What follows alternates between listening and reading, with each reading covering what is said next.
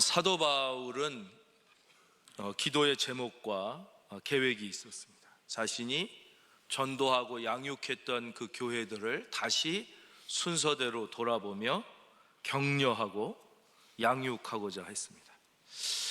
근데 하나님께서는 그 과정에서 간섭하셨습니다. 바울의 생각과는 전혀 다르게 인도하셨습니다. 그 첫 번째가 인격자 바나바와 헤어지게 된 것입니다. 별것 아닌 일로 심히 다투게 되었고, 바나바는 결국 바울을 떠나게 됩니다. 그리고 조카를 데리고 이제 바울을 떠나게 되죠. 사도 바울에게는 엄청난 충격이었을 것입니다. 나와 함께 그렇게 나를 사랑하고 인정하고 존경하고 함께 하고자 했던 사람이 야, 너 같은 놈하고는 더 이상 못하겠다, 이제 떠나게 된 것입니다. 바울은 인격적으로 결함이 있었던 모습을 우리는 사도행전에서 많이 보게 됩니다. 인격자 바나바가 결국은 떠나게 되었습니다. 바울은 그 바나바와 헤어진 다음 소아시아로 가서 전도하기를 원했습니다. 원래는 구브로로 가고 싶었지만 그 싸우고 헤어진 바나바가 먼저 고향인 구브로로 갔기 때문에 어쩔 수 없이 이제 방향을 바꾸게 됩니다. 그래서 이 무시아에서 비두니아 쪽으로 가서 자기가 잘 알고 있는 이 소아시아 대륙 쪽으로 계속 전진하면서 하나님의 복음을 전하는 것이 사도 바울의 계획이었습니다. 그런데 우리가 지난 6절, 7절에서 본 것처럼 하나님께서 성령이 그것도 막으십니다. 6절, 성령이 아시아에서 말씀을 전하지 못하게 하시거나, 7절, 예수의 영이 허락하지 아니하시는지라. 정말 사도 바울은 드로아로 가기가 싫었습니다. 왜냐, 드로아는 땅 끝이기 때문입니다. 지금과 달리 예전에는 땅 끝이면 끝입니다. 더 이상 갈 곳이 없습니다. 거기는 바다입니다. 바다 건너는 사도 바울이 아는 사람도 한 명도 없고 오라는 사람도 한 명도 없고 문화도 다르고 성격도 다르고 상대적으로 열등하다고 생각하던 지역인 유럽이었습니다. 계속 전진하면서 복음을 전해야 되는데 땅 끝으로 가면 어떡하란 말입니까? 드로아에서는 아무 희망도 가능성도 보이지 않았습니다. 그런데 하나님은 계속하여 사도 바울을 이 드로아로 몰아가셨습니다. 우리는 여기서 하나님께서 닫으시는 문과 열어주시는 문을 발견하게 됩니다. 이것이 하나님께서 이 본문을 통하여 우리에게 주시는 핵심적인 메시지입니다. 어떤 문은 아무리 두드리고 노력하고 최선을 다해도 열리지 않을 때가 있습니다. 내가 기도가 부족해서 그런 것일까? 내가 혹시 실수를 한 것은 아닐까? 내가 잘못 판단해서 그런 것은 아닐까? 여러 생각도 합니다. 기도도 열심히 하고 간절히 소원하고 뜨거운 열정을 가지기도 합니다. 그런데도 이렇게 모든 것을 다해 헌신했다고 생각하는데도 이런 일을 경험하게 됩니다. 문이 막히는 것입니다. 갈 수 없게 된 것입니다. 그것이 잘못된 것도 아닙니다. 복음을 전하겠다고 하는데 내가 잘하는 곳에서, 내가 할 수 있는 곳에서 하겠다고 하는데 막힙니다. 물론 실수를 해서 그럴 때도 있을 것입니다. 그러나 그렇지 않을 때도 있습니다. 믿음이 부족해서 그럴 때도 있을 것입니다. 그러나 뜨거운 믿음을 갖고 최선을 다했는데 왜 그런 것입니까? 우리는 하나님이 하시는 일을 다 이해할 수는 없습니다. 그러나 우리가 반드시 기억해야 하는 것은 하나님께서 이렇게 한쪽 문을 닫으셨을 때는 우리가 알지 못하는 다른 쪽의 문을 반드시 열어 놓으셨다는 것입니다. 하나님은 우리의 인생의 모든 문을 닫지는 절대 않으시는 것입니다. 여러분, 하나님께서 여러분을 위해 열어놓으신 그 문을 발견할 수 있는 영적인 지혜가 저와 여러분과 우리 교회에 있기를 바랍니다. 그러니까 이 이스라엘 백성이 하나님께서 해방을 주셔서 나왔잖아요. 그랬는데 앞에 홍해가 가로막고 있는 거죠. 근데 뒤에는 세계 최강의 애국 군사가 죽이겠다고 달려옵니다. 그러니까 완전히 불가능한 상황인 거예요. 도저히 이해할 수 없는 절망이었죠. 아니, 하나님이 해방시켜 주셨으면서 가라고 그래서 갔는데 앞에는 홍해고 뒤에는 애굽 군대가 우리를 죽이려고. 그러나 모든 문이 닫힌 게 아니었습니다. 하나님께서는 여기서는 아멘을 할 준비를 하고 계시다가 홍해를 갈라주셨습니다. 하나님에게는 우리가 알지 못하는 하나님만의 계획이 계셨던 것이죠.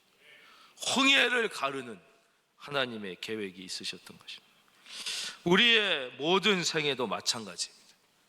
여러분, 지금 여러분의 결혼이나 여러분의 직장이나 여러분의 삶이나 절망 가운데 있어도, 우리 눈에 절망처럼 보여도 절대 그것은 절망이 아니고 믿는 자에게는 하나님께서 열어놓으시는 새로운 문이, 열린 문이 있다는 사실을 믿을지어다.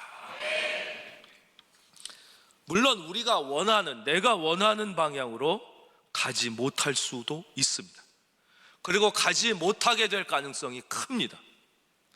그것을 순종하고 받아들이는 것이 축복입니다.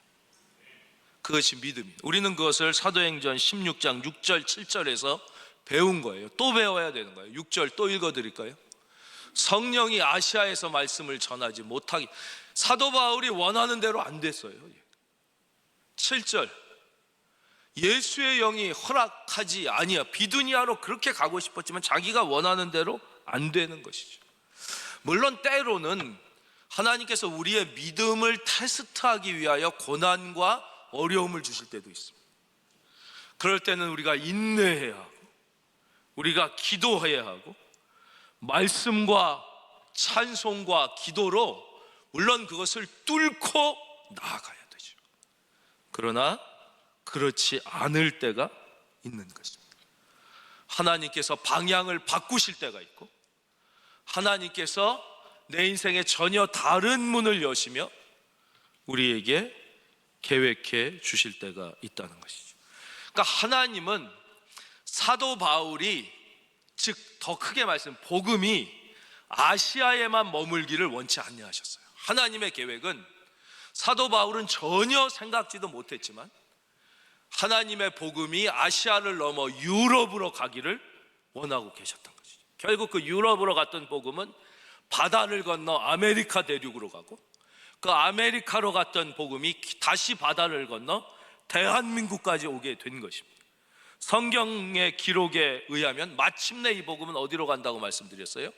다시 예루살렘으로 돌아가게 되고, 그때 인류의 역사는 종말을 맞고 예수님께서 재림주, 산자와 죽은 자를 심판하러 다시 오신다고 성경은 말씀하고 있습니다. 그런데 대부분의 인간은 누구를 막론하고, 사도 바울조차도 마찬가지였어요. 저와 우리 모두를 막론하고 자기 중심적일 수밖에 없습니다. 그리고 자기의 수준에서 모든 것을 볼 수밖에 없는 것이, 이 수준을 넘어서기를 하나님이 원하시는 거예요. 왜냐? 우리 믿는 자는 인간의 수준이 아니라 하나님의 수준. 그러니까 우리의 삶의 위치가 다 다르지요. 예, 스테이터스가 다르지만 그것과 상관없이 우리가 찬송도 부르잖아요. 하나님의 생각이 나의 생각이 되고, 예수님의 마음이 나의 마음이 되고, 성령님의 능력이 나의 능력이 되길 원하고 바라고 기도합니다. 그렇죠. 그러니까 세상엔 다 수준이 있어요. 예를 들면 의사 선생님들 보면 다 의사가 훌륭한 것 같지만 그렇지 않죠. 수준이 있죠. 그래서 우리가 큰 병에 걸렸다 그러면 아주 유명한 대학교의 최고의 교수님을 찾아가요. 미안하지만 어쩔 수 없는 거예요. 다 의사지만 수준의 차이가 있잖아요. 그러니까 인간은 그 수준이 있고 자기 수준에서뿐이 못 본다는 걸 우리가 인정해야 돼요. 그러니까 그분들 무시하는 게 아니라 의사지만 자기 수준 이 병까지 뿐이 못 고치는 의사가 있잖아요. 그러니까 더 어려운 병에 걸리면 더 큰 병원에 그 분야의 최고 전문가를 찾아가지. 그러니까 인간은 자기 수준 이상을 못 본다니까요. 어쩔 수 없어요. 누구를 막론하고. 그러니까 말하자면 법조인, 변호사다. 그럼 다 변호사가 법에 대해서 잘하는 것 같지만 그 수준이 있잖아요. 그래서 우리가 막 유명한 큰 회사라든가 막 이런 데는 그 변호사 중에서 최고 수준의 변호사에게 맡기잖아요. 왜냐? 다 할 수 있을 것 같지만 자기 수준 이상을 못 한단 말이에요. 그러니까 막 뭐 애플이랑 삼성 한다 그러면 이제 최고 수준의 변호사들에게 맡겨요. 그러니까 인간은 다 그 수준이 있고 아무리 최고의 수준에 있다 해도 인간의 수준 이상을 못 보는 것이죠. 그러나 믿는 자는 나의 지혜와 지식이 아니라 하나님의 말씀과 기도를 통하여 여러분에게 영의 눈이 열리기를, 하나님의 생각을 볼 수 있는 지혜가 있기를 주의 이름으로 축원합니다. 그래서 우리는 비록 내가 가진 게 없고 부족해도 하나님의 마음을 느끼며 하나님의 생각을 품고 세상을 살아가고 있는 것이죠. 그래서 우리는 비록 내가 청소를 하더라도 마틴 루터 목사님이 뭐라고 그랬어요? 마틴 루터 킹 목사님이 하나님이 창조하신 지구의 한 모퉁이를 청결하게 한다는 이 하나님의 마음을 품고 청소를 할 수 있게 되는 것이죠. 달라지는 것입니다. 여기서 우리가 절대 오해하지 말아야 될 것은 하나님을 오해해서는 안 돼요. 그럼 하나님이 나를, 인간을 무시하는 것이냐? 절대 그게 아닙니다. 나는 그럼 중요하지 않다는 것이냐? 여기서 본문으로 보면 아시아는 중요하지 않다는 것이냐? 그게 절대 아니라니까요. 하나님께는 여러분이 너무너무 중요하고 여러분 한 분 한 분이 너무너무 소중한 거예요. 여러분을 너무 중요하게 생각하셨기 때문에 여러분이 구원받아서 이 자리에 앉아 있는 거예요. 안 그랬으면 우리가 무슨 남보다 더 착하거나 뭐 행위가 좋거나 뭐 똑똑해서 구원받은 게 아니에요. 나를 너무 귀중하게 생각하셨기 때문에 예수님을 통하여 나를 구원하셔서 우리가 이 자리에 온 거라는 것이죠. 그러니까 우리 큰은혜 교회는 별로 안 중요하고 세계 선교가 중요한 그게 아니에요. 하나님은 우리 교회를 너무너무 사랑하시죠. 그렇기 때문에 여러분들이, 하나님의 사람이 사랑하는 여러분이 자기 안에만 머물러 있기를 원하지 않으시는 거예요. 우리들이, 여러분이, 하나님이 여러분을 너무 사랑하시기, 여러분 모두가 자기 생각과 자기 중심이라는 감옥에서 해방되셔서 더 넓은 세상을 위하여 뛰기를, 할렐루야. 그래서 하나님이 그것을 우리에게 요구하시고 때로는 문을 막으시기도 하고 때로는 우리를 이 아픈 홍해, 뒤는 애국 군대처럼 하늘을 바라보게 하기 위해 절망적인 상황처럼 보이게 하실 때가 있다는 것이, 사랑하지 않으셔서가 아니라 너무나 사랑하시기 때문에 우리 큰은혜 교회가 우리 교회라는 자기 중심의 감옥에만 갇혀 있지 않고 더 크게, 사도 바울로 치면 아시아를 넘어 유럽으로 더 우리의 이웃과 세계를 생각하게 하는, 하나님은 바로 이 메시지를 우리에게 들려주시기 위하여 2000년 전 아시아로 가는 사도 바울의 길을 막으신 것입니다. 어느 연세가 많은 선생님이 이제 길을 가는데 한 젊은 청년이 와서 인사를 하더래요. 아, 선생님 안녕하십니까? 선생님 저를 기억하십니까? 아이고 누구냐 그랬더니, 선생님 제가 예전에 선생님이 가르치셨던 어느 학교의 제자 아무개인데 저를 기억을 못 하십니까? 그래서 그러냐고, 지금 뭐 하냐고 그랬더니 저도 선생님을 하고 있습니다. 그러냐고 그랬더니 제가 왜 선생님이 됐냐? 제가 바로 선생님의 처럼 되고 싶어서, 선생님의 감동을 받고 내가 선생님처럼 되고 싶어서 저도 공부를 열심히 해서 선생님이 됐습니다. 선생님 저를 기억하지 못하십니까? 그래서 미안한데 내가 잘 오래돼서 기억이 안 난다고 그랬더니 그 얘기를 해주더래요. 자기가 학교 다닐 때, 그때는 이제 일본이 우리보다 훨씬 앞서 있을 때니까 일제 필통이 그렇게 좋은 필통이었대요. 저 학교 다닐 때도 그랬어요. 일제 필통, 막 3단 변신 필통, 필통인데 막 3단으로 막 로버트가 되고 막 이런 걸 갖고 오는 애들이 있어요. 그럼 그게 너무 부러운 거예요. 예, 우리는 가질 수가 없으니까. 일제 필통을 이제 어느 애가 갖고 온 거예요. 몇몇 애들이 갖고 와서 막 자랑하고, 자기가 그거를 보고 너무 갖고 싶고, 솔직히 좀 부럽기도 하고 시기심도 나고 그렇잖아요. 너무 걔 자랑하고 갖고 싶고. 그래서 자기도 모르게 그걸 훔쳤다는 거예요. 훔쳐서 이제 가방 깊이 숨겨 놓은 거죠.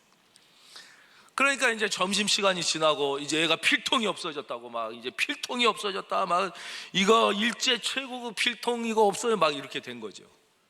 그 우리도 학교 다닐 때 다 비슷한 경험을 하신 분들이 있을 때, 그러니까 이제 학교가 이제 수업이 끝나고 선생님들이 하는 게 있잖아요. 다 눈을 감아라. 솔직하게 훔쳐간 친구는 조용히 손을 들어라. 절대 눈 뜨지 말고. 그러면 내가 다 용서해 주겠다. 다 그렇게 하잖아요. 선생님이 그러셨다는 거예요. 근데 자기가 도저히 이제 겁도 나고 그렇잖아요. 무섭기도 하고 또 창피하기도 하고 여러 생각 때문에 도저히 손을 못 들었다. 그러니까 이제 계속 30분만 이렇게 돼도 손을 안 대니까 어쩔 수 없이 선생님이, 그럼 어쩔 수 없다, 다들 눈을 감고 모든 소지품과 가방을 책상 위로 올려놔라. 그 이제 선생님이 앞에서부터 하나 가방을 뒤집어서 보기 시작한 거예요. 드디어 선생님이 자기 자리 앞에 온 거예요. 그리고는 이 얼마나 떨렸겠습니까? 필통이 탁 잡힌 거죠. 근데 선생님이 거기서 멈추지 않고 그 다음 학생한테 또 가더라는 거예요. 그 다음 학생한테 가고 맨 끝에 학생까지 다 간 다음에 필통을 찾았다. 그리고 다음부터는 학교 올 때 이렇게 너무 비싼 거 이런 거는 갖고 오지 말고 그런 건 집에서만 쓰도록 해라.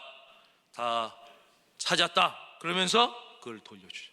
그때 자기가 이 선생님의 사랑에 너무 감동을 했다. 그래서 나도 선생님처럼 이렇게 학생을 이해하고 용서해주고 이렇게 가르치는 선생님이 돼야겠다. 그래서 열심히 공부를 해서 선생님이 됐는데, 선생님 그 일을 기억하지 못하십니까? 그러더라고요. 그 선생님이 그랬다. 그 일 기억한다고. 그 일은 기억하지만 그때 누가 그 필통을 훔쳤는지는 나는 벌써 잊어버렸다. 그게 누구인지는 나는 그날 잊어버렸다고. 그래서 자네인 것은 전혀 몰랐다고 그랬다는 것이죠.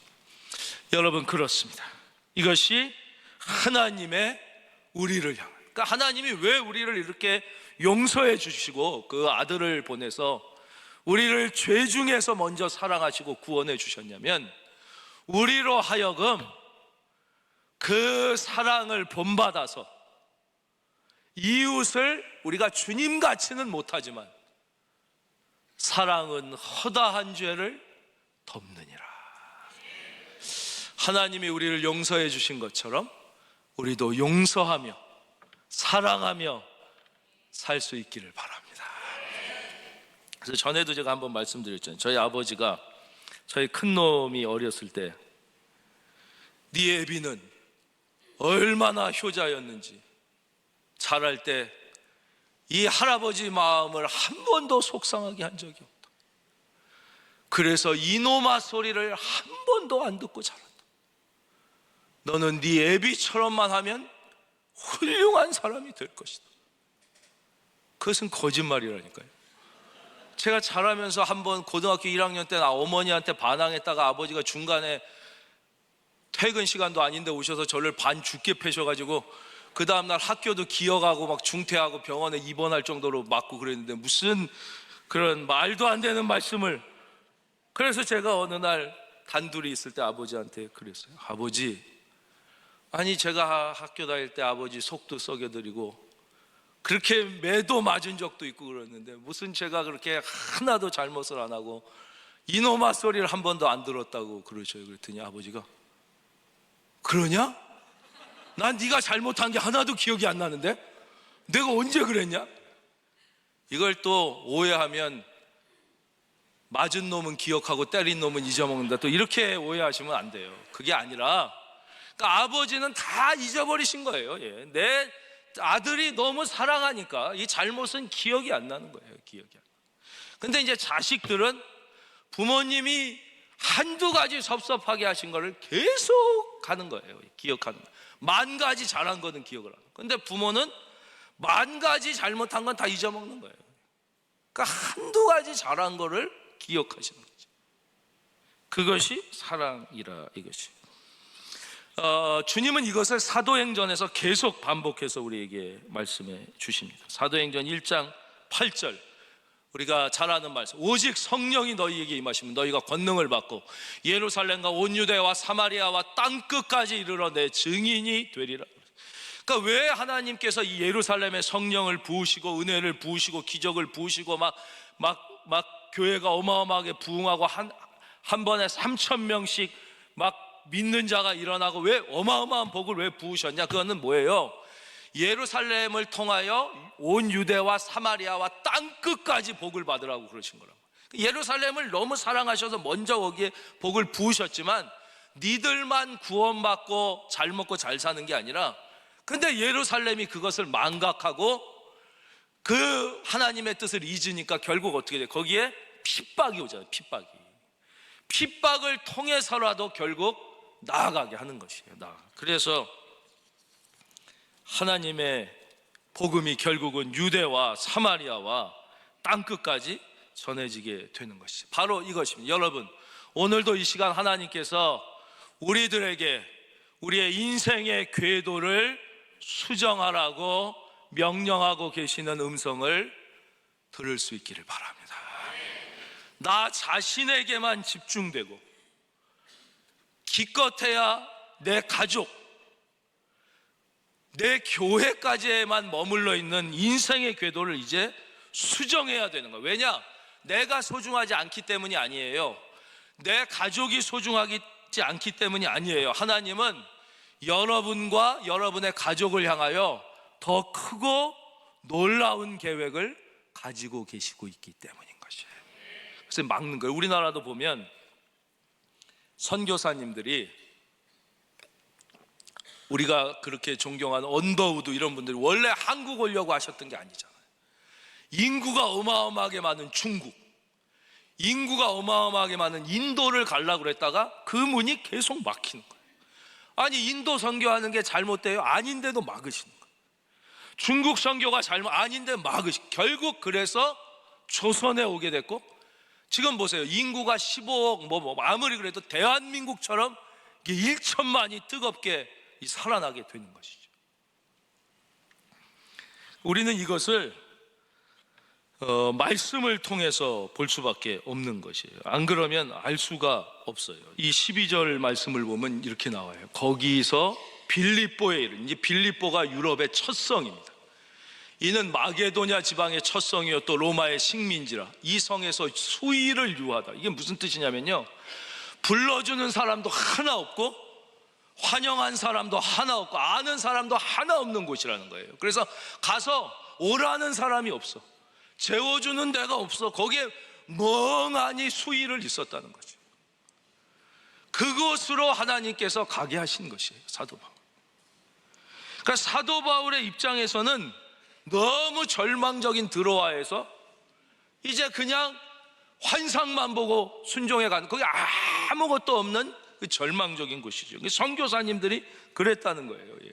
절망. 여기서 이제 우리를 무너지게 하는 거죠. 여기 선교사님들도 다 그래서 조선에 왔을 때 다 서양 귀신이라 그러고 아무도 환영하지 않고, 거기서부터 우리 모든 병원들도 보면 처음에 중국으로 갔던 알렌 선교사가 와서 최초의 서양 의학을 도입하면서 지금 우리나라의 모든 대학병원은 죄송하지만 다 거기서 시작된 거예요. 거기서 제중형, 광해원, 이 적통을 받은 데가 세브란스지만 다른 서울대학병원이나 모든 서양의학 대학병원 다 여기서 시작되는 거죠. 전혀 상상도 못하던 곳에서 시작된 것입니다. 그래서 사탄의 목표는 제가 금요일 날도 말씀드렸지만 여러분에게서 무슨 건강을 빼앗거나 물질을 빼앗거나 성공을 빼앗거나 명예를 빼앗는 거에 사탄의 목표가 아니에요. 사탄의 가장 중요한 전략적 목표는 무엇이냐? 성도들에게서 하나님의 말씀을 빼앗는 거예요. 그래서 하나님의 뜻이 아니라 내 생각대로 하게 하는 것이죠. 그러면 아무리 뛰어난 인간도 자기 수준을 넘어서지 못해요. 그래서 어떻게 사탄이 해요? 바로 하나님은 없다 이렇게 할 수가 없으니까 뭐라 그래요? 하나님은 있다. 그러나 하나님 말이라고 다 맞냐? 이렇게 얘기하는 거예요.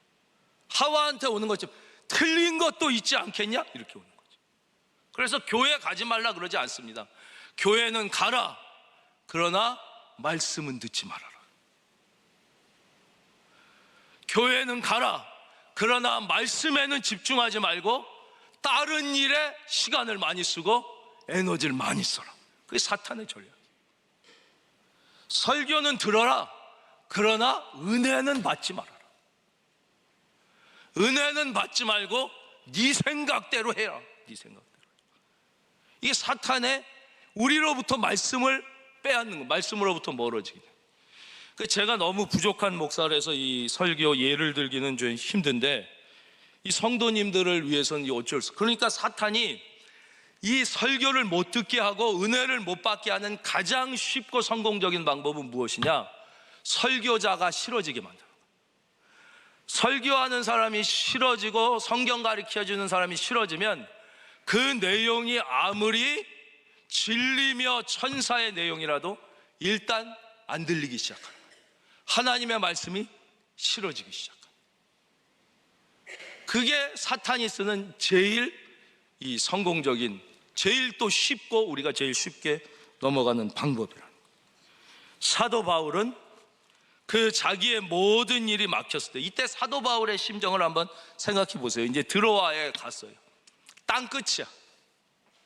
갈 길이 다 막혔어. 사실 얼마나 스스로가 열등감에 빠지고 자학하고 절망적이었겠냐고요.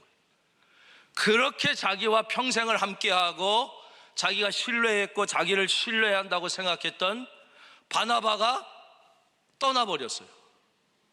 그러니까 인간관계에서 실패한 거예요. 자기가 가장 많은 시간을 들였다고 생각하는 인간관계에서 실패했어. 우리가 거기서 절망을 느끼잖아요. 그리고는 그 다음엔 일, 자기가 계획했던 모든 계획이 다 안 되는 거예요. 이제는 일에, 사역에서 실패했어요. 이때 사도 바울의 심정을 우리는 충분히 짐작할 수 있습니다. 저는 너무너무 알 수 있을 것 같아요. 열등감과 열패감에 빠지고 스스로를 자학하고 내가 이 길을 맞게 선택한 것인가? 내가 또 이 사역을 계속하는 것이 맞는 것인가? 얼마나 스스로 괴로워하고 있는 게 사도 바울 아니었겠냐 하는 거예요. 이때 이게 사도 바울의 심정이었죠. 그러나 사도 바울은 계속 자기의 생각에 머물지 않고 그는 다시 눈을 들어 하늘을 바라본 것이죠. 여러분들이 다시 눈을 들어 주님을 볼 수 있기를 바랍니다. 그리고 다시 하나님의 뜻에 순종하여 불러주는 사람 하나도 없고 아는 사람 하나도 없는 그 미지의 땅을 향하여 다시 내가 여기서 이러고 있어서는 안 된다. 내가 이렇게 열등감에 빠져 자학하고 괴로워하고 방황하고 주저앉아 있는 것이 하나님의 뜻이 아니다. 다시 일어나야 돼. 그래서 일어나서 다시 순종하여 갈 바를 모르지만 마치 아브라함이 갈 바를 알지 못하지만 참 하나님은 참 신기하시잖아요. 너는 너의 본토 친처 아비집을 떠나 내가 내게 지시한 땅으로 가라. 이래도 갈까 말까인데 지시할 땅으로 가래요. 어디로 갈지 아직 지시도 안 해주고 무조건 떠나라 그러니 이게 얼마나 힘들었겠냐고요. 그러나 그 갈 바를 알지 못하고 갔어요. 그래서 신약 성경에서는 그것이 아브라함의 믿음이라 하나님이 그를 귀히 여기셨다. 갈 바를 알지 못하고도 그냥 순종해 가는 것이죠. 그것을 우리는 순종 혹은 신뢰라고 얘기합니다. 새 얘기해드리고 오늘 말씀 뵙겠습니다. 새 중에 허밍 버드라는 이름을 가진 새가 있습니다. 한 4cm 되는 아주 작은, 우리나라 이름으로는 너무 작아서 벌새라고 그럽니다. 이 새는 얼마나 날개짓을 빨리 하냐면 1초에 50회에서 70회를 특수 카메라로 촬영해도 이 날개짓이 다 잡히지 않을 정도. 엄청, 그러니까 새들이 날르려면 날개짓 해야 될 것 같잖아요. 근데 날개짓의 1등이에요. 이렇게 날개짓을 하는데 이 새는 그렇게 날개짓을 하다 보니까 한 4년 정도뿐이 못 산다. 근데 이 새랑 반대되는 새가 있어요. 그 새는 이름이 알바트로스라는 새, 알바트로스. 근데 우리말 이름이 훨씬 좋아요. 우리말 이름은 신천옹이라고 해요. 믿을 신, 하늘천, 늙은이옹, 노인옹, 즉 하늘을 믿는 노인이라는 뜻이에요. 근데 이 알바트로스라는 새는 그렇게 폭풍 부는 날을 좋아한답니다. 왜냐하면 이 새는 날개짓을 거의 안 해요. 그래서 실제 비행에서 날개짓을 해서 비행하는 건 1%도 안 된다. 99%가 다 바람, 기류에 자기 몸을 그냥 띄우는 거예요. 그래서 폭풍이 부는 날 뜨면 날개짓 하나 안 하고 까마득히 높이 올라가서 가장 멀리 날 수 있어요. 왜냐하면 기류에 그냥 자기 몸을, 적도에서부터 한국까지 태풍 타고 그냥 날아오는 거예요. 그래서 이 새는 얼마를 사느냐, 새 주제에 80년을 산대요. 맡기고 사는 인생. 내가 막 쭉 하고 날개짓 하는 게 그 우리의 인생 아니냐. 우리가 예수님 믿고도 못 맡겨, 못 맡겨. 그러나 이 새는 폭풍이 불 때 기류의 자기를 맡기고 산다. 저는 저와 여러분이 신천옹 같은 믿음을 갖게 되길 바랍니다. 그것이 바로 사도 바울의 순종이었고 하나님께서 오늘도 우리에게 원하시는